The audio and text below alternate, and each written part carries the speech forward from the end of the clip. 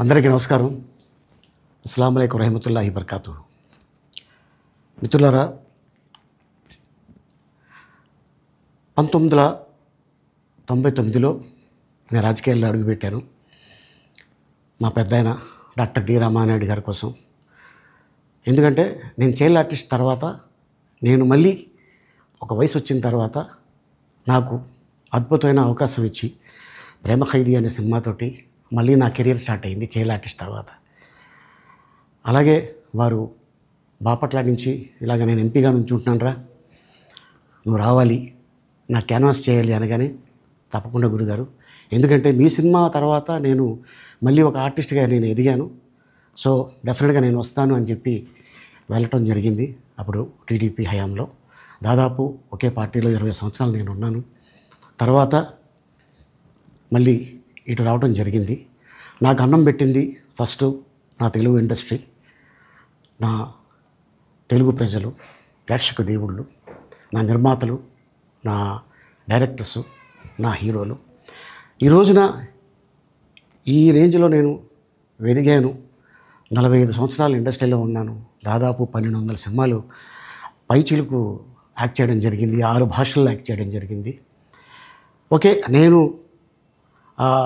దయాగుణం ఉంది, భగవంతుడు ఇచ్చాడు కాబట్టి నాకు రాజకీయం తోడైతే కొద్దిగా 10 మందికి నేను సహాయపడగలను అనే ఉద్దేశంతో రాజకీయాల్లోకి వచ్చాను తప్ప రాజకీయాలు చేయాలని రాజకీయాల్లోకి రాలేదు. ఇండస్ట్రీ నాకు ఇంత మంచి లైఫ్ ఇచ్చింది, నేనేం చేస్తే బాగుంటుంది అని నలుగురిని చూసి నేను ఒక ట్రస్ట్ పెట్టుకున్నాను మా నాన్నగారి పేరున.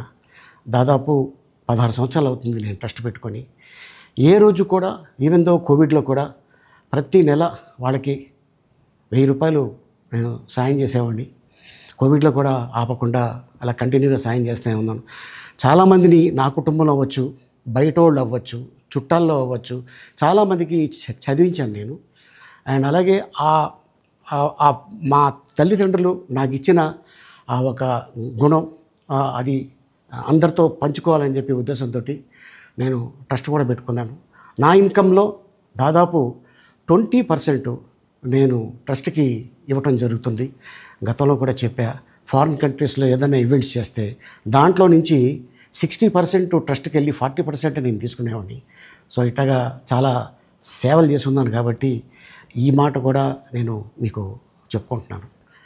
అండ్ అలాగే నేను వ్యక్తిగతంగా ఎవరి మీద ఏ పార్టీలో ఉన్నా కూడా నేను నా పార్టీ గురించి నేను పొగుడుతాను, అక్కడ ఉన్న వ్యక్తి ఎమ్మెల్యే క్యాండిడేట్ గురించి నేను పొగుడుతాను, నా నాయకుడిని నేను పొగుడుతాను తప్ప ఎప్పుడు ఎవరిని కూడా ఒక మాట అంటాం కానీ వాళ్ళ లైఫ్ గురించి కానీ వాళ్ళ పర్సనల్ లైఫ్ గురించి కానీ ఎప్పుడు కూడా ఏ వేదిక మీద కూడా మీరు వెతికినా కూడా దొరకదు.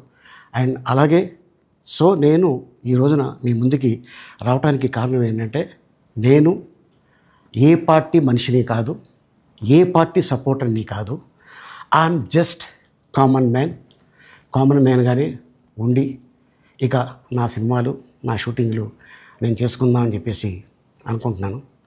That's it. ఈ మాట చెప్పడానికే నేను మీ ముందుకు వచ్చాను. సో నేను ప్రతి 5 సంవత్సరాలకు ఒకసారి ఎలక్షన్లో మీరు వెళ్ళి ఎలా ఓటేస్తారో నేను కూడా ఒక కామన్ మ్యాన్గా వెళ్ళి ఓటేసేస్తాను. సో రాజకీయాలకి స్వస్తి, గుడ్ బై, థ్యాంక్ యూ.